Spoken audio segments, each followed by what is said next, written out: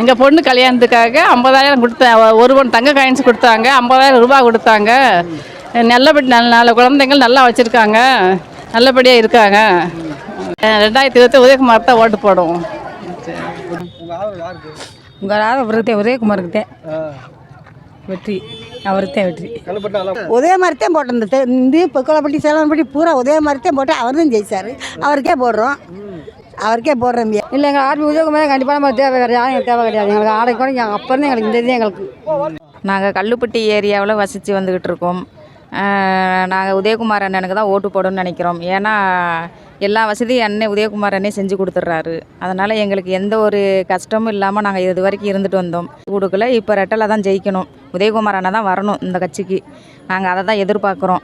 என்ன எல்லா வசதியும் அவர் செஞ்சு கொடுத்ததுனால நாங்கள் கொஞ்சம் நல்லா இருந்தோம். இப்போ கஷ்டப்பட்டுட்ருக்கோம். ஏன்னா மறுபடியும் ரெட்டலை கட்சி தான் வரணும்.